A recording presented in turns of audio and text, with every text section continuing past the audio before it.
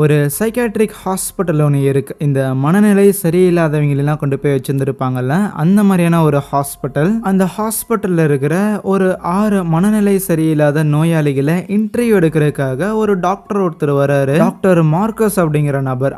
அவரு புதுசா எழுத போற புக்குக்காக தான் அவங்கள இன்டர்வியூ எடுக்கிறதுக்காக வந்திருந்திருக்காராம்.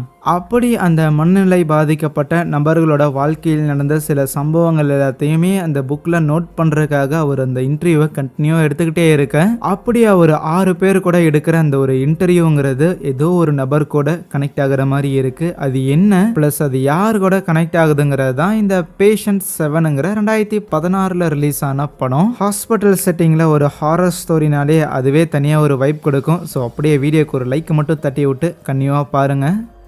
கதையோட ஆரம்பத்தில் ஸ்ப்ரிங் வேலி மென்டல் இன்ஸ்டிடியூஷன் சொல்லி ஒரு ஹாஸ்பிட்டலை காட்டுறாங்க. இது ஒரு சைக்காட்ரிக் ஹாஸ்பிட்டல். ஏற்கனவே பார்த்த மாதிரி உள்ள நிறைய மென்டல் பேஷண்ட்ஸ்லாம் இருப்பாங்க. ப்ளஸ் அந்த பேஷண்ட்ஸை பார்த்துக்கிறதுக்காக செக்யூரிட்டிஸ்லாம் இருப்பாங்கல்ல, அவங்களும் வேலை இல்லாத நேரத்தில் சும்மா டைம் பாஸுக்காக இந்த கேம்பிளிங் ஆடுறதெல்லாம் பண்ணிக்கிட்டு இருப்பாங்களா. இப்படி இருக்கும்போது தான் இந்த ஹாஸ்பிட்டலுக்கு டாக்டர் மார்க்கஸ் அப்படின்னு ஒருத்தர் வந்திருப்பாரு. அந்த கோட் போட்டிருந்திருக்காருல, அவர் தான். கூட இருக்கிற இன்னொரு டாக்டர், அவரு இந்த ஹாஸ்பிட்டலில் சேர்ந்தவர் தான். அவரு நம்ம டாக்டர் பால்னு வச்சுக்கலாம்.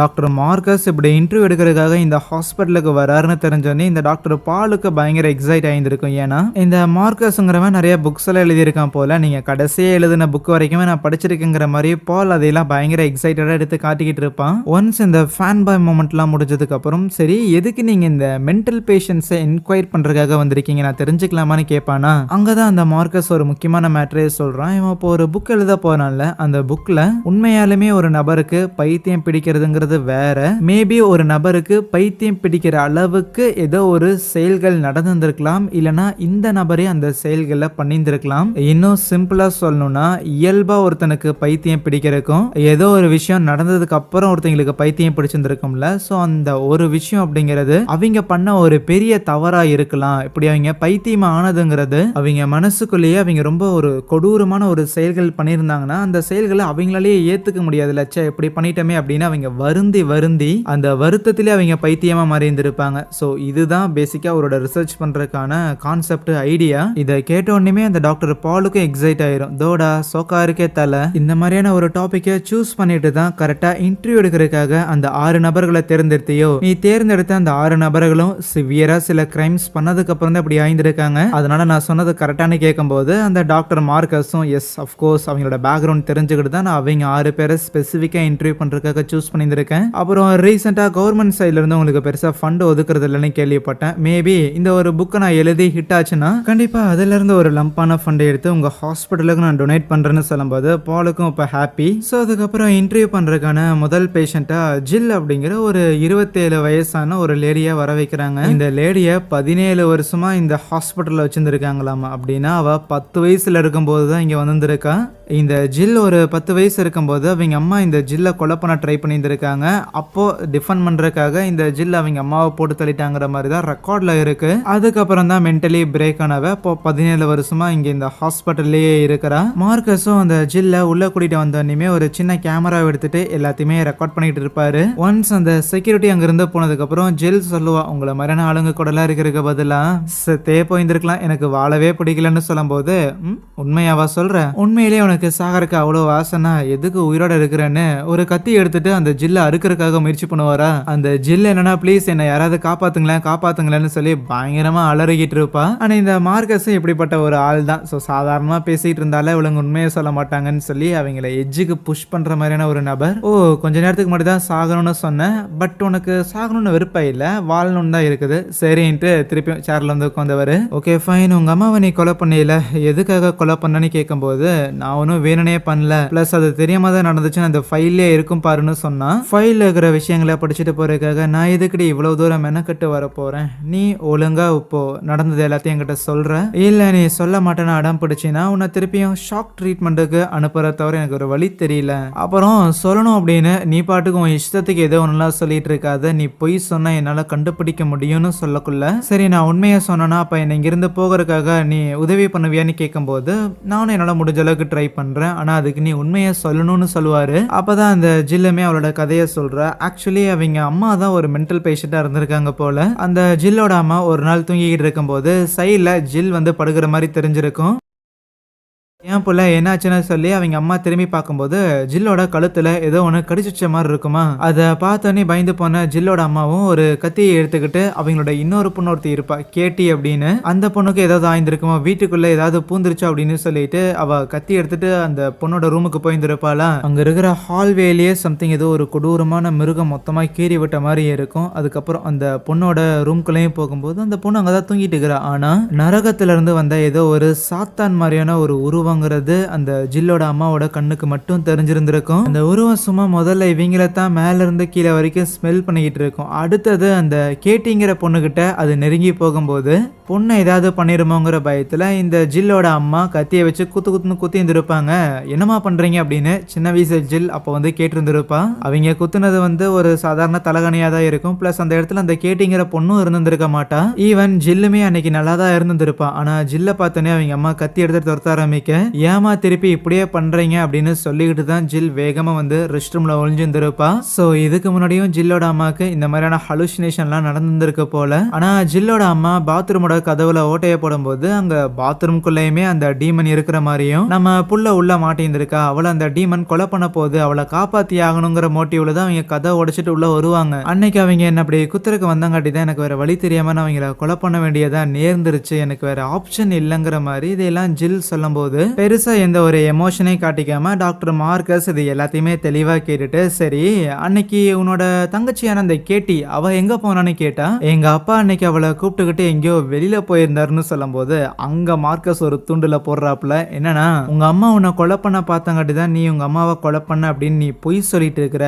உண்மையை சொல்ல போனா உங்க அப்பா உங்க அம்மா கூடயும் உன் தங்கச்சி கூடயும் தான் டைம் ஸ்பெண்ட் பண்றாரு, உங்க கூட இருக்க மாட்டேங்கிறாருங்கிற கோவத்துல தான் யாரும் இல்லாத நேரமா பார்த்து உங்க அம்மாவை கொண்டுட்டு அடுத்தது நீ உன் தங்கச்சியுமே கொல்லலாம் தான் இருந்திருக்க. நீ ஒரு இன்னசென்ட்லாம் இல்ல, நீ ஒரு ஈவில், நீ ஒரு சைக்கோ, நீ ஒரு சைக்கோ பார்த்தெல்லாம் பேசும்போது அவ பயங்கரமா அலறிக்கிட்டு இருப்பாளா. அவ அலற சத்தம் கேட்டு அந்த செக்யூரிட்டிஸ் தான் உள்ள வந்து, யோ என்னையா பண்ணிட்டு இருக்கிறேன்னு அந்த ஜில் புள்ளைய அங்கிருந்து கூட்டிட்டு போறாங்களா. அடுத்த பேஷண்ட் ஜானுங்கிற நபர் ஒரு 50கள்ல இருப்பாரு. அவரோட சரியான வயசுங்கிறது தெரியல. ஏன்னா ஒரு 5 வருஷத்துக்கு முன்னாடி காட்டுக்குள்ளதான் புத்தி சுவாயுதம் இல்லாம அவர் பாட்டுக்கு சுத்திக்கிட்டு இருந்தாரு. அப்படிதான் அவரை கூட்டம் வந்திருப்பாங்க. இவர்கிட்ட இருக்கிற ஒரு பெரிய பிரச்சனை அப்படின்னா இந்த ஆளுக்கு பிளாஸ்டிக் கவரை பார்த்தாலே பிடிக்காதாமா. இது எல்லாத்தையும் செப்பரேட்டா நம்ம மார்க்கஸ் ரெக்கார்ட் பண்ணிட்டு அதுக்கப்புறம் தான் அந்த ஜானுங்கிற பேஷண்ட்டை உள்ள கூட்டிட்டு வர சொல்றாரா. ஸோ உள்ள கூட்டிட்டு வந்ததுக்கு அப்புறம் ஆஸ் யூஷுவல் செக்யூரிட்டியை வெளியில் அனுப்பி விட்டுட்டு, எனக்கு பிளாஸ்டிக் கவர்னா பிடிக்காதா ராசா அப்படின்னா அதைத்தான் நான் வெளியில் எடுத்து ஆகணும்னு வேணுனே அங்க ஒரு சாண்ட்விச்சை எடுத்து அவர் பாட்டுக்கு சாப்பிட ஆரம்பிப்பாரா. இந்த ஜான்லாம் அந்த பிளாஸ்டிக் கவரை பார்த்தோன்னே அப்படியே ஒரு மாதிரி ரியாக்ட் பண்ணிட்டு, ப்ளீஸ் ப்ளீஸ் அதை தூக்கி போடு கண்ணில் காட்டாதங்கிற மாதிரி கத்திக்கிட்டே இருக்கு. ஓ யா உங்களுக்கு பிளாஸ்டிக் கவர்னா கொஞ்சம் பிடிக்காது தானே, யா உங்க டாக்குமெண்ட்ல நான் பார்த்தங்கிற மாதிரி வேணுனே நக்கல் பண்ணிட்டு அதை ஒழிச்சு வச்சு வரும். சரி மிஸ்டர் ஜான், இந்த ஹாஸ்பிட்டலுக்கு உங்களை 5 வருஷத்துக்கு முன்னாடி கூட்டு வந்திருக்காங்க. கூட்டிட்டு வந்து அந்த ஒரு நாள் அது உங்களுக்கு ஞாபகம் இருக்கான்னு கேட்டா, எனக்கு ஒரே ஒரு விஷயம் மட்டும்தான் ஞாபகம் இருக்குதுன்னு சொல்லுவானா. ஓகே ஒரு விஷயம் ஞாபகம் இருக்குதுன்னா கமான் அதை சொல்லுங்கன்னு கேட்கும்போது நான் எதுக்கு சொல்லணும்னு அவன் சொல்ல மாட்டான். ஓ அப்படின்னா உங்களுக்கு ஒரு விஷயம் ஞாபகம் இருக்கு, இருந்தாலும் நீங்க அதை என்கிட்ட சொல்ல மாட்டீங்களே, சரி இருக்கட்டும்னு ஒரு பிளாஸ்டிக் ரோலை ஒன்று எடுத்து கம்ப்ளீட்டா அந்த ஜானோட பாடி ஃபுல்லாமே அதை சுத்தி வைக்கக்குள்ள அவனுக்கு தான் பிளாஸ்டிக்னா பிடிக்காதுல்ல, அதை பார்த்து பயங்கரமா அலறிக்கிட்டு இருப்பான். இவனோட அலறல் சத்தம் கேட்டு செக்யூரிட்டிஸும் வருவாங்க. ஒழுங்கா ஓடி போங்கறான்னு மார்க்கஸ் அவங்களையுமே அமுச்சு விட்டுட்டு, உப்ப சொல்லுங்க தல, உங்க பேர் என்ன? Mister John. ஓகே, உங்களுக்கு இங்க ஏன் வந்தோம் எதுக்கு வந்தோன்னு சொல்லி எதுவுமே ஞாபகம் இல்லை தானே, சரி இருக்கட்டும், உங்களுக்கு இந்த மாதிரியான பிளாஸ்டிக் மேல எதுக்கு வெறுப்பு வந்துச்சுன்னு ஆரம்பிப்போமா அப்படின்னு ஒரு கேள்வி கேட்கும்போது அங்கதான் அந்த ஆள் ரொம்ப இன்ட்ரெஸ்டிங்கான ஒரு மேட்டர் சொல்றான். தன்னை ஒருத்தன் கொலை பண்ண மாதிரி அவரு கனவு கண்டாராமா. ஸோ அதனால தான் அவருக்கு அந்த பிளாஸ்டிக்கை பார்த்தா பயமா இருக்குதுன்னு அந்த கனவையுமே எக்ஸ்பிளைன் பண்றாரு. இவர் எங்கேயோ வெக்கேஷன் போயிருந்த டைம்ல ஆலன் அப்படின்னு சொல்லி ஒரு அசாசின் இந்த ஜானை கொலை பண்ணிட்டு ஒரு பிளாஸ்டிக் கவரை வச்சு அவன் பாடியை ஃபுல்லாமே வந்து சுத்தி இருந்திருப்பான். ஊர்ல எல்லாரும் ஹாலோவின் செலிப்ரேட் பண்ணிக்கிட்டு இருப்பாங்களா. ஸோ உடம்புல ரத்தக்கரை இருக்கிறதெல்லாம் ஊர்ல இருக்கிறவங்க அவ்வளவு பெருசா கண்டுக்க மாட்டாங்க. ஏன்னா ஹாலோவினுக்கு போட்டிருக்க காஸ்டியூமா இருக்குங்கிற மாதிரி எல்லாரும் நினைப்பாங்க. இதை அட்வான்டேஜா யூஸ் பண்ணிட்டு அந்த ஆலனுங்கிற அசாசின் இப்போ ஜானை போட்டு தள்ளியிருக்கான்ல அவனோட பாடியை அப்படியே தெருவில் எடுத்துட்டு வருவானா. ஈவன் அந்த பாடியோட பஸ் ஏறுறதுக்காகவும் வெயிட் பண்ணிக்கிட்டு இருப்பானா. அப்போ அந்த வழியா ஆலன் கூட ஸ்கூல் படிச்ச ஒரு பையன் வந்திருப்பான். அவன் தன்னோட ஃப்ரெண்ட்ஸ் கூட வந்திருப்பானா. என்னடா மாமே ஸ்கூல் முடிச்சதுக்கு அப்புறம் ரொம்ப வருஷம் கழிச்சு தான் போன பாக்குறேன், கோட் சூட்லாம் பயங்கரமா இருக்கு, அப்புறம் சைட்ல என்ன ஏதோ பாடி மாதிரி இருக்கு, ஒரு கொலைகாரன் கொலை பண்ணிட்டு கையோட பாடியுமே எடுத்துட்டு போற மாதிரி தான் இந்த காஸ்டியூம் டிசைன் பண்ணியிருந்திருக்கியா, பரவாயில்லையே மாமே பயங்கர கிரியேட்டிவா இருக்கிறேன்ட்டு, இந்த அளவுக்கு பயங்கர கிரியேட்டிவா ஹாலோவினுக்காக ட்ரெஸ் எல்லாம் பண்ணியிருந்திருக்கீல்ல அப்படின்னா எங்க கூட கூட வா, நாங்க ஒரு சின்ன பார்ட்டி பண்றதா இருக்கிறோன்னு ஜானோட அந்த பாடியை தூக்குறதுக்காக கூட வந்த நண்பர்கள் எல்லாருமே உதவி பண்ணுவாங்க. பாருடா உண்மையான பாடி மாதிரியே வெயிட்டா இருக்கேன்னு பார்ட்டிக்காக ஒரு கிளப்புக்கு வந்திருப்பாங்களா, அங்கதான் ஆலனை கூட்டு வந்திருப்பாங்க. அந்த பாடியை அங்க ஓரமா நிக்க வச்சுக்கிட்டு மத்தவங்க கூட ஆலன் கொஞ்சம் கேஷுவலா தான் பேசிக்கிட்டு இருப்பான். ஆனா அப்ப அந்த பார்ல ஒரே ஒரு பொண்ணு மட்டும் கொஞ்சம் நம்ம ஆலன் மேல இன்ட்ரெஸ்ட் காமிச்சு அவன் போடுற மொக்க ஜோக்குக்கெல்லாம் சிரிச்சுக்கிட்டு ஜாலியா ஃபன் பண்ணுவாளா. இருந்தாலும் கொஞ்ச நேரத்துக்கு மேல ஆலன் சரி என்னால இங்க இனிமேல் இருக்க முடியாது, நான் என் வேலையை முடிச்சாகணும், இந்த பாடியை கொண்டு போய் நான் புதைச்சாகணும்னு சொன்னா, இதோட இந்த பாடியை ரெடி பண்றதோட கதை முடியலையா, ஒருவேளை மொத்தமா புதைக்கிற வரைக்கும் இந்த கிரியேட்டிவான ப்ராசஸ்ங்கிறது கன்னியூ ஆகுமோ, அளவு அன்னைக்கு நீ பண்ண இந்த ஒரு மர்டரை புதைக்கிறதுக்காக நாங்களுமே உதவி பண்றோம் அப்படின்னு அவங்க எல்லாரும் கார்ல ஏறிக்குவாங்க. இப்போ இந்த ஆலனோட ஃப்ரெண்ட்ஸ்லாம் என்ன நினைக்கிறாங்கன்னா, இவன் சும்மா ஏதோ ஒரு பொம்மையை செஞ்சு வச்சிருந்திருக்கான் போல, இந்த பொம்மையை கொண்டு போய் சுடுகாட்டில் புதைக்கிறது தான் இவன் ரெடி பண்ற மாதிரியான ஒரு கதை அப்படின்னு நினச்சிக்கிட்டு இருப்பாங்க சும்மா ஃபன்காக. நேராக காரை கொண்டு போய் ஒரு சுடுகாட்டுக்கிட்டே நிறுத்தும் போது அது இன்னுமே அவங்களுக்கு ரொம்ப சர்ப்ரைசிங்காக இருக்கும். தோடா மாமி உண்மையான பாடியை எங்கே புதைக்கிறோமோ அதே இடத்துல கொண்டு வந்திருக்கான்னு சொல்லிட்டு சரின்னு ஒரு இந்த மண்வெட்டிலாம் எடுத்துட்டு அவனுங்க முதல்ல புதைக்க போயிடுவானுங்களா. அதுவே ஆலன் கூட வந்து அந்த பொண்ணு இருக்கிறாள், அவ பயங்கர டயர்டில் அதே இடத்துல தூங்க ஆரம்பிச்சிருவா. கொஞ்சம் நேரம் கழிச்சு தான் ஆலன் அந்த பசங்க புதைச்சிட்டு இடத்துக்கு போகும்போது அவனுங்க ஏற்கனவே புதைச்சிட்டானுங்க. ஓ புதைச்சிட்டீங்களாடான்னு அந்த ஆலன் அவன் கையில இருக்கிற ஒரு கோடாரி எடுத்து அங்க இருக்கிற ஒருத்தனை போட்டு தள்ள, பக்கத்துல நிக்கிறவன கத்தி எடுத்து அவனோட வயிறை மொத்தமா கிழிச்சு அடுத்தது இன்னொருத்தன் அந்த ஆலனோட ஃப்ரெண்டா இருக்கும் அப்படியே கீழே தள்ளி விட்டு அந்த மண்வெட்டி எடுத்து தலையிலே அடிக்கிறான். அப்புறம் என்ன இந்த சைக்கோ மிச்சம் இருக்கிற அந்த ஒரு பொண்ணையுமே போட்டு தள்ளிடுவான்னு பார்த்தா அதான் கிடையாது, அந்த பொண்ணு கூட காதல் பண்ணிட்டு இருப்பானா. ஆனா அப்ப அங்க வந்த போலீஸ் ஹே என்னடா பண்றேன்னு கேட்கும்போது, இல்ல சார் இந்த மாதிரி கேர்ள் ஃப்ரெண்ட் கூட தான் வந்திருக்கேன், ஒன்றும் பிரச்சனை இல்லை, நீங்க கவலைப்படாதீங்க, நாங்க கிளம்பிடுறோம் அப்படின்னு கார் எடுத்துட்டு போயிடுறானா. ஆனா ஆக்சுவலா பார்த்தா போலீஸ் அங்க வந்ததுமே வந்து சும்மா பிராங்க் பண்றவங்களா தான் இருக்கும், இந்த ஹாலோவீனுக்கு ட்ரெஸ் போட்டவங்களா தான் இருக்கும். போலீஸோட சொக்காவை பார்த்தோன்னே பயந்துட்டா மாமே அப்படிங்கிற மாதிரி உனக்கு சிரிச்சுக்கிட்டு இருப்பானுங்க. இந்த கதைகள் எல்லாத்தையுமே ஜான் சொல்லிட்டு இதுதான் அவரோட கனவா வருதுன்னு சொல்லுவாரு. பொறுமையா எல்லாத்தையும் கேட்ட மார்க்கஸுமே ஹே சும்மா ஏதோ ஒன்று பொய் சொல்லிட்டு இருக்காதரா, உன்னை கொன்னு பேப்பர்ல சுத்தி வச்சிருந்திருக்காங்களாமா, அவங்க பேசுறது எல்லாமே உனக்கு கேக்குதாமா, என்ன பார்த்தா லூசு மாதிரி தெரியுதா, உண்மையா சொல்லு அப்படி சொகுசா இந்த 5 வருஷமா 3 வேலையை சோறுதுன்னு நல்ல பெட்டில் தூங்குறதுக்காக பைத்திய மாதிரி நீ நடிச்சுட்டு தானடா இருக்கிறேன்னு சொல்லும் போது அவ்வளவுதான் அந்த ஆள்னா பயங்கரமா கத்த ஆரம்பிக்கிறான். அவன் கத்துற சத்தத்தை கேட்டுட்டு மறுபடியும் செக்யூரிட்டிஸ் உள்ள வந்து அவன் மேல சுத்தி இருக்க அந்த பிளாஸ்டிக் கவர் எடுக்கலான்னு பார்த்தா மார்க்கஸ் வேணான்னு சொல்றாரு. சரின்னு அவனுங்களும் கழுத்துல அவர் அமைதியாக இருக்காக ஒரு ஊசியை மட்டும் போட்டுட்டு அங்கிருந்து கூட்டிட்டு போக அடுத்ததாக கேபரல்னு ஒரு லேடியை கூட்டு வராங்க. இந்த லேடி தன்னோட ஃபியான்சி தன்னை கல்யாணம் பண்ணிக்க போற பையன் வேற ஒரு பொண்ணு கூட அஃபேர்ல இருந்திருக்கான்னு சொல்லி அந்த ஒரு பொண்ணை சாகடிச்சிருந்திருக்காங்களாமா. அதுக்கப்புறம் கோர்ட்ல கேஸ்லாம் நடந்திருக்கும். அதுல இந்த லேடிக்கு சிவியரான டிப்ரெஷன் இருக்கிறதாவும் 3 படத்துல தனுஷுக்கு இருந்த மாதிரி பைப்போலர் டிசார்டர்லாம் இருந்ததுங்கிற மாதிரி டயக்னோஸ் பண்ணியிருப்பாங்க. சரின்னு அவங்கள கூப்பிட்டு வச்சு இப்போ மார்க்கஸ் சில கேள்வியெல்லாம் கேட்க ஆரம்பிக்க அந்த லேடி என்னன்னா லைக் இந்த மாதிரி ஒரு ஜாம்பி அட்டாக் நடந்துச்சுன்னு சொல்லுவாங்க.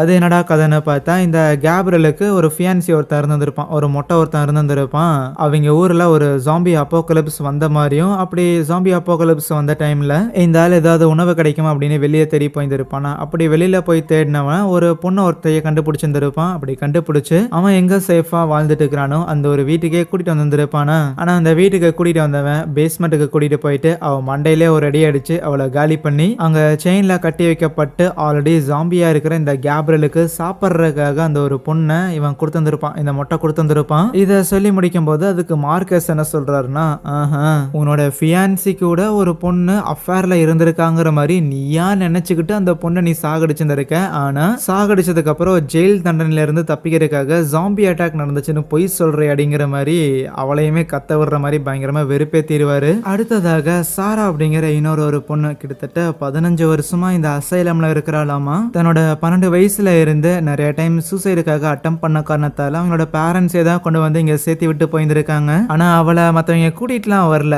ராதர் அவளே ஜாலியா நடந்து வர நம்ம மார்க்கஸ் கிட்டலாம் பயங்கர ஜோவியெல்லாம் வேற பேசுறா. எந்த ஒரு பிரச்சனையும் இல்லாம தெளிவா இருக்கிற ஒரு பொண்ணு மாதிரி தான் அவ பேசிக்கிட்டு இருப்பா, ரியாக்ட் பண்ணிக்கிட்டு இருப்பா. சரி அவளோட கதை என்னடான்னு பார்த்தா அவ 12 வயசு இருக்கும்போது சின்ன பொண்ணா இருக்கும்போது ஒரு கடையில இந்த மண்வெட்டி இருக்கும்ல அதை வாங்கணும் அப்படின்னு யோசிச்சிருந்திருப்பா. ஒரு சின்ன பொண்ணா இருக்கிறவ அந்த மண்வெட்டியை எப்படி வாங்க முடியும், ஒன்னா பேரண்ட்ஸ் கிட்ட கேட்கணும் இல்லைன்னா காசு சேர்த்து வச்சு வாங்க முடியும். காசு சேர்த்துறதுக்கு பொறுமையாலாம் இருக்க முடியாது, பேரண்ட்ஸ் கிட்ட எல்லாம் கேட்டு வாங்க முடியாதுன்ட்டு அவன் என்னன்னா சும்மா ரோட்ல போய் ஐஸ்கிரீம் வேணும்னே கீழே போயிட்டு அழுகிற மாதிரியான ஆக்டிங்கை போட்டா அங்க ரோட்ல போறவங்கலாம் என்னப்பா சின்ன குழந்தை அழுகுதுன்னு சொல்லி ஐஸ்கிரீம்கான காசை கொடுத்துட்டு போவாங்களா, அந்த காசெல்லாம் அவ சேமிக்க ஆரம்பிக்கிறா. அதோட அவ நிறுத்தாம அவங்க வீட்டுல இந்த ப்ரொஃபானிட்டி அதாவது வார்த்தைகளை பயன்படுத்தினா கூட இந்த ப்ரொஃபானிட்டினா லைக் இந்த கெட்ட வார்த்தை மாதிரியான வார்த்தைகளை ஏதாவது பேரண்ட்ஸ்க்கு இதை யூஸ் பண்ணோம்னா அப்படி நாங்கள் யூஸ் பண்ணுறத நீ கேட்டீங்கன்னா எங்ககிட்ட இருந்து நீ காசு வாங்கிக்கலாங்கிற மாதிரியான ஒரு சின்ன பழக்கத்தை அந்த பிள்ளைகிட்ட அவங்க வளர்த்தி வச்சுருந்துருப்பாங்க. லைக் பொண்ணு இந்த மாதிரி கெட்ட வார்த்தைகளை பேசக்கூடாதுங்கிறங்காட்டி தான் அந்த ஒரு பழக்கத்தை அவங்க வளர்க்கணும்னு நினச்சிருந்துருப்பாங்க.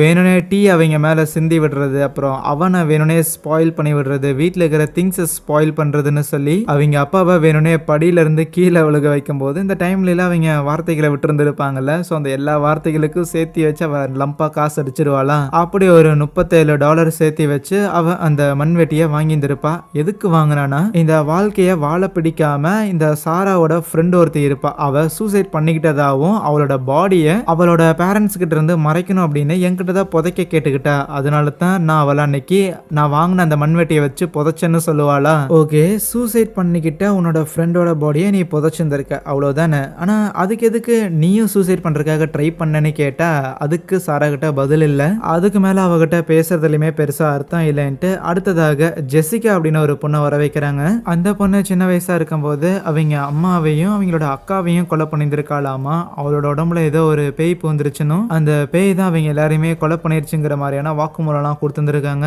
அதனால தான் அவளை தூக்கிட்டு வந்து இங்கே குறை வச்சிருந்திருக்காங்களா. சரின்னு இப்போ அவளோட ஃப்ளாஷ்பேக்கும் போகுது. ஆக்சுவலி அந்த ஜெசிகாங்கிறவ சின்ன வயசாக இருக்கும்போது அவளை ஏதோ ஒரு சூனியக்காரி பின்தொடர்ந்து வராங்கிற விஷயத்த அவங்க அக்கா கிட்ட அடிக்கடி சொல்லியிருந்திருக்கா. ஆனால் அவங்க அக்கா அதை நம்பல. மேபி தனிமையாக இருக்கிற காரணத்தால் சின்ன பசங்க எல்லாரும் இமேஜினரி ஃப்ரெண்டுங்கிற மாதிரி சும்மா கற்பனையாக தங்கிட்டே பேசிக்கிட்டு இருப்பாங்களே, அந்த மாதிரி தான் எதையோ சொல்கிறா போலையேன்னு அதை பற்றிலாம் முதல்ல இன்டர்நெட்டில் சும்மா தேடி பார்த்துக்கிட்டு இருப்பாள். அதுக்கப்புறம் ஒரு பாயிண்ட்டுக்கு மேலே அவளுக்கே சந்தேகமாயிட்டு மேபி உண்மையாலுமே இந்த ஜெசிகா சொல்கிற மாதிரி இவகிட்ட பேய் தான் பேசுதா என்னன்னு அப்படியே பேய்களை பற்றிலாம் சில விஷயங்கள் கூகுளில் ரிசர்ச் பண்ணியிருந்திருப்பா. அதுக்கப்புறம் தான் தங்கச்சி ஜெசிகா சொல்கிறது உண்மைதானோ என்னமோ நினச்சிட்டு அவங்க அம்மா ஒரு நாள் வீட்டில் இல்லாதப்போ இந்த அக்காக்காரி இந்த ஜெசிகா எந்த ஒரு பேயை பார்க்குறதா சொல்கிறாலோ அந்த ஒரு பேயை அங்கே வர வைக்கிற மாதிரி சில பூஜையெல்லாம் பண்ணக்குள்ள சமன் பண்ணும்போது அந்த பேயுமே அங்கே வருது. வந்த உடனே இவங்க ஒரு பொம்மை செஞ்சு வச்சுருந்துருப்பாங்களா, அந்த பொம்மையை உடைக்கிறது மூலமாக அந்த பேய் அங்கேருந்து போக அவ்வளோதான், அந்த பேயை ஓட்டியாச்சு, இனி எந்த ஒரு பிரச்சனை இல்லைன்னு அவன் நினச்சிருந்துருப்பாளா. ஸோ அதுக்கப்புறம் அவங்க அம்மாவும் வீட்டுக்கு வந்துருப்பாங்க. அந்த அக்காக்காரியுமே அன்னைக்கு நைட்டு தூங்கிக்கிட்டு இருப்பான். ஆனால் நைட் ஏதோ சத்தம் கேட்குதுன்னு சொல்லி கண் விழிச்சு எந்திரிச்சாலும் நேராக அவங்க அம்மாவோட ரூமுக்கு போனால் அவங்க அம்மா பெட்டில் ரத்த கிளறியோட கிடக்க ரூமோட கார்னர்ல அந்த ஜெசிகா ஒரு மண்வெட்டியோட நிப்பாளா. அதை எடுத்துட்டு அவங்க அக்காவையும் அன்னைக்கு போட்டு தெளிந்திருப்பா. இதையெல்லாம் சொல்லிட்டு அந்த ஜெசிகா பயங்கரமா அலறுவா. அந்த பேய் தான் இதெல்லாமே பண்ணுச்சு, நான் இது எதுவுமே பண்ணல, என்னோட ஃபேமிலி நான் இழந்துட்டேங்கிற மாதிரி கத்திட்டு இருக்கும்போது அப்போ செக்யூரிட்டிஸும் வந்துட்டு அவளை கூட்டிட்டு போகலான்னு இருக்க அப்போ மார்க்கஸ் அந்த புள்ளைய பார்த்து எல்லாரையுமே வெறுப்பேத்தி விட்டு தானே அனுப்பி விடுவாரு. இது வரைக்கும் நான் பார்த்ததுலேயே தன்னோட அம்மாவையும் தன்னோட அக்காவையும் இப்படி கொலை பண்ணியிருக்கேன் அப்படின்னு எந்த ஒரு சைக்கோவும் ஓப்பனா சொன்னது இல்லைன்னு அவளை எச்சா வெறுப்பேத்தி விடுவாரு. அடுத்ததாக டேமன் அப்படிங்கிற ஒருத்தன், அண்ட் இவன் எப்படிப்பட்ட ஒரு ஆள்னா வேம்பயர்ஸ் எல்லாம் உயிரோட இருக்குதுன்னு நம்புற ஒருத்தன், ரத்த காட்டேரி எல்லாம் உயிரோட இருக்குதுன்னு. ஆனா இந்த மாதிரியான வேம்பயர்ஸ் எல்லாம் ஊருக்குள்ள மனிதர்களாக தான் சுத்திக்கிட்டு இருக்கிறாங்கன்னு சொல்லி இவன் யார் யாரையெல்லாம் வேம்பயர்னு சந்தேகப்பட்டிருந்திருக்கானோ அந்த ஆளுங்களையெல்லாம் வேற சில அசாசின்ஸுக்கு காசு கொடுத்து அந்த நபர்களை கொல்ல வச்சிருந்திருக்கான். ஸோ அந்த அளவுக்கு அந்த வேம்பயருங்கிற விஷயத்த அவன் நம்புறான், ஆழமா நம்புறான். அதுக்கப்புறம் அந்த டேமனையே கூட்டிட்டு வந்து உட்கார வச்சிருந்திருக்காங்க. மற்றவங்க எல்லாரையோடவுமே இவனோட கை கால் எல்லாத்தையும் தான் ப்ராப்பராக கட்டி வச்சிருந்திருக்காங்க. இவன் கொஞ்சம் டேஞ்சரான ஆளுன்னு. ஆனால் அதே நேரத்தில் மற்ற பேஷண்ட்ஸ் மாதிரி இல்லாமல் இவன் கொஞ்சம் தெளிவாக தான் இருக்கிறான். ஓ, உங்கள் பேர் தான் டாக்டர் மார்க்கஸா, நீங்கள் ஏதோ எங்களோட கதைகள்லாம் கேட்கறதுக்காக வந்திருக்கீங்கன்னு கேள்விப்பட்டனேன்னு கொஞ்சம் ப்ராப்பராக ஜென்டில்மேன் மாதிரி தான் பேசுகிற மாதிரி இருக்கும். இருந்தாலும் அவன் வழியிலேயே போய் அவனோட கதையை கேட்டு தெரிஞ்சுக்கணும் மார்க்கஸும் கேட்பாரு. இதுக்கு முன்னாடி உன்னை எத்தனை டாக்டர்ஸ் எக்ஸாமின் பண்ணியிருக்காங்கன்னு எனக்கு தெரியல, ஆனால் நான் அந்த மாதிரியான டாக்டர் கிடையாது, நான் கொஞ்சம் வித்தியாசமான ஒருத்தன். எனக்கு சின்ன வயசுல இருந்தே இந்த வேம்பயர் கதைகள் ரத்த காட்டேரிகள் கதைகள்னா ரொம்பவுமே பிடிக்கும். அதனால நீ எதை பார்த்த, உன்னோட கதை என்ன, சரி இதெல்லாம் தேவை கிடையாது, நீ யார் கூடயே சேர்ந்து இந்த கொலைகள்லாம் பண்ணணும்னு சொல்றாங்களே அந்த நபரை பத்தி சொல்லணும்னு கேட்கும்போது இந்த டேமன் ஒருத்தனை ஹையர் பண்ணி கொலை பண்ணணும் அப்படின்னு சொன்னாங்கல்ல அந்த ஒரு ஆளை தான் கட்டுறாங்க. அவன் ஒரு மொட்டையனா இருப்பான். தொடர்ந்து இந்த டேமன் கூட சேர்ந்துக்கிட்டு இவன் கொலையெல்லாம் பண்ணியிருந்திருக்கான்ல, பிசிக்கலா போய் வந்து நிறைய கொலைகளை பண்ணியிருந்திருப்பான். அதனாலேயே அந்த மொட்டையை கூட்டிட்டு வந்து போலீஸ் இன்வெஸ்டிகேட் பண்ணிக்கிட்டு இருப்பாங்களா. ஸோ அப்படி இன்வெஸ்டிகேட் பண்ணிக்கிட்டு இருக்கும்போது அவன் யார் யாரையெல்லாம் கொலை பண்ணானோ அவங்க எல்லாரும் வேம்பயர்ஸ் தான், மற்ற மக்களோட உயிர்களை அவங்க எடுத்துக்கிட்டு இருந்தாங்க. அதனால அதை எல்லாத்தையும் தடுக்கிற விதமா அவங்க உயிரை நான் எடுக்க வேண்டியதா இருந்துச்சுன்னு சொன்னான். சடனா அந்த போலீஸே ஒரு வேம்பயரா மாதிரி அவனை அட்டாக் பண்ண போகும்போது அந்த மொட்டை எப்படியும் அந்த போலீஸையும் போட்டு தள்ளிடுவான். இதை மட்டும் தான் டேமன் சொல்றான், அன்னைக்கு என்னோட ஃப்ரெண்ட் அப்படி மாட்டிக்கிட்டான், அப்படி மாட்டிக்கும் போது அவன் என்னோட பேரையுமே சொல்லி இழுத்து விட்டான், அதனாலதான் என்ன தூக்கிட்டு வந்து இங்க வச்சிருந்திருக்காங்கன்னு. இது எல்லாத்தையும் சொல்லிட்டு அந்த டேமன் இன்னும் கொஞ்சம் சீரியஸா இன்னும் ஒரே ஒரு வேம்பயர் மட்டும் வெளியில இருக்கு, அதுதான் மெயினான வேம்பயர், அதை முடிச்சுட்டா எல்லாமே முடிஞ்சிச்சுன்னு சொல்லும்போது சரி சரி கதை பேசினது போதும்ன்ட்டு டேமனி அங்கேருந்து கூட்டிகிட்டு போயிடுறாங்க. இன்னைக்கு அப்படியே நைட்டே ஆயிருந்திருக்கும். மார்க்கஸ் ஸ்ட்ரெயிட்டா 6 லூசுங்க கூட பேசியிருந்திருக்காருல்ல. அப்படியே மண்டை காஞ்சு போய் இது வெறும் ஃபர்ஸ்ட் செஷன் மட்டும்தான், இதுக்கே இப்படியாங்கிற மாதிரி எல்லாத்தையுமே நோட் டவுன் பண்ணிட்டு அங்கிருந்து கிளம்புறதுக்காக வெளியில வருவாராம். ஆனா அப்போ அங்க இருக்கிற ஹால்வேவே ஒரு மாதிரி அலங்கோலமா இருக்கும். பிளஸ் லைட்ஸ் வேற ஃபிளிக்கர் ஆகிட்டே இருக்கு. தோடா என்னாச்சுன்னு மார்க்கஸ் யோசிச்சுக்கிட்டே நடந்து வரும்போது அந்த இடத்துல அந்த செக்யூரிட்டிஸ் 2 பேர் இறந்து கிடக்குறாங்க. என்ன நடந்ததுன்னு அதிர்ச்சியில ஒண்ணுமே புரியாம மார்க்கஸ் அந்த 2 பாடி கிட்டேயும் போகும்போது பின்னாடி வந்த சாரா அந்த மண்வெட்டி வச்சு மண்டையிலே அடிக்கிறா. அதுக்கப்புறம் அந்த பேஷண்ட்ஸ் எல்லாரும் ஒன்னா சேர்ந்து அப்படியே இந்த டாக்டரை சுத்தி நிக்க அவனை பெட்ல கட்டி போட்டு வச்சிருந்திருப்பாங்களா. இப்போ இந்த டாக்டர் மார்க்கஸுமே ஒரு வேம்பயர்னு முடிவு பண்ணி அந்த டேமன் ஒரு ஷார்ப்பான கட்டை எடுத்து குத்துற மாதிரி போக அந்த மார்க்கஸ் அப்படியே அலறி அடிச்சுக்கிட்டு எந்திரிக்கிறான். இவன் அப்படி அலற சத்தம் கேட்டோடனே அங்க வந்த செக்யூரிட்டிஸ் எல்லாம் அவனோட கழுத்துல அவனை கொஞ்சம் காம் டவுன் பண்ற மாதிரி அப்படியே கழுத்துல ஊசி எல்லாம் போட்டு அவனை அமைதியாக்குறாங்க. எதுக்குடா எனக்கு ஊசி எல்லாம் போடுறீங்க, நான் யார் தெரியுமா, நான் எப்பேற்பட்டவன் தெரியுமா அப்படிங்கிற மாதிரி அவன் உளறிக்கிட்டே இருக்க அப்ப அந்த இடத்துக்கு வந்த அந்த டாக்டர் பாலுங்கிற நபரும் எனக்கு தான் தெரியுமே நீ யாருன்னு, 30 வருஷமா இந்த ஹாஸ்பிட்டல்ல இருக்கிற ஒரு நபர், பிளஸ் நீ ஏதோ ஒரு பெரிய டாக்டர் பெரிய ஆத்தருங்கிற மாதிரி உன் மண்டையில சில கனவுகள்லாம் ஓட்டிக்கிட்டு இருக்கிற, அந்த கனவுகள் எதுவுமே உண்மை கிடையாது. நீ உன்னோட அம்மா, உன்னோட ஆன்டி, உன்னோட அங்கிள், உன்னோட கசின்னு சொல்லி இவங்க 4 பேரையும் கொலை பண்ணியிருந்திருக்க. அப்புறம் என்ன அடிக்கடி வர அதே கெட்ட கனவா? சரி நானுமே உன்னை மற்றவங்க கூட ஜென்ரல் வார்டில் போடணும் தான் விருப்பப்படுறேன், இருந்தாலும் இப்படி ஒரு தனியான செல்லில் வச்சிருந்தா தான் உனக்கும் மற்றவங்களுக்கும் நல்லது, இல்லைன்னா எல்லாரும் கூட ஒன்னா போட்டவங்கள தான் கடிச்சு வச்சிடுறியே. உனக்கு வேணும்னா நான் இன்னொரு வாய்ப்பு தரேன், உண்மையாலுமே என்ன நடந்துச்சுங்கிற உண்மையை நீ ஒத்துக்கிட்டா அது உனக்கு நல்லதுன்னு சொன்னா. அப்போ மார்க்கஸுக்கான ஒரு ஃபிளாஷ்பேக்கும் போகுது. அவன் சின்ன பையனா இருக்கும்போது லைக் ஒரு 15-16 வயசு இருக்கும்போது அவங்க அம்மா கூட ஏதோ பனிப்பிரதேசம் மாதிரி இருக்கிற ஒரு இடத்துல நடந்து போய்கிட்டு இருப்பாங்களா. அங்க ஒரு கைவிடப்பட்ட காருங்கிறது ஒன்று இருக்கும். யாரா இதை விட்டுட்டு போயிருப்பான்னு இந்த மார்க்கஸோட அம்மா தான் கொஞ்சம் காட்டுக்குள்ள போய் பார்க்கும்போது அங்க ஒரு கப்பல் இறந்து கிடப்பாங்க, தலையில யாரோ பலமா தாக்குன மாதிரி. ஓகே அப்படின்னா இது அவங்களோடதா தான் இருக்குன்னு சொல்லிட்டு அந்த காரை ஸ்டார்ட் பண்ணி பாக்குறாங்க. கார் ஸ்டார்ட் ஆகும் செய்து. அது மட்டும் இல்லாம டிக்கியில நிறைய உணவுகள்லாம் இருக்கு. எதுக்கு உணவுகள் எல்லாம் பார்த்து சந்தோஷப்படுறாங்கன்னா இந்த டைம்ல ஜாம்பி அப்போகலிப்ஸ்ங்கிறது நடக்குதாமா. அடுத்த செகண்டே அந்த இடத்துல ஒரு ஜாம்பிங்கிறது வந்துட்டு இந்த மார்க்கஸோட அம்மாவை பிடிச்சி கடிக்க ஆரம்பிக்க அவங்களும் எப்படி அவங்க கிட்ட இருக்கிற கன்னை வச்சு அந்த ஜாம்பியை ஷூட் பண்ணிடுறாங்க. ஆனா அதுக்கு முன்னாடியே அந்த ஜாம்பி அவங்களோட ஷோல்டர்ல கடிச்சு வச்சிருந்திருக்கும். ஆகையால் நம்ம மார்க்கஸ் கிட்ட கன்னை கொடுத்து இந்த நீ என்ன ஷூட் பண்ணிடணும்னு சொன்னா தன்னோட அம்மாவையே ஷூட் பண்றதுக்கு முதல்ல உனக்கு மனசு வராது, இருந்தாலும் அவங்க திருப்பி ஜாம்பியா மாறுறது அதுக்கு அவங்க இறந்தே போகலாங்கிற மாதிரி கன்னை வச்சு அவன் ஃபயர் பண்ணா புல்லட் இருக்காதான். புல்லட் இல்லாத காரணத்தால அவங்க அம்மாவை அடிச்சு கொள்றதுக்காக அவன் பேக்ல இருந்து ஒரு இரும்பை ஒன்று எடுக்க ஆல்ரெடி அவங்க அம்மா ஒரு ஜாம்பி ஆயிருந்திருப்பாங்க. ஸோ அதுக்கப்புறம் அவங்க இப்படி அட்டாக் பண்ண வரும்போது அவங்க அம்மாவை அடிச்சு கொண்டுட்டாங்கிற கதையை நம்ம மார்க்கஸ் பால் கிட்ட சொன்னா. டாக்டர் பால் இந்த கதைகளை எல்லாம் கேட்டுட்டு இரிட்டேட் ஆகுறாரு. ஏன்னா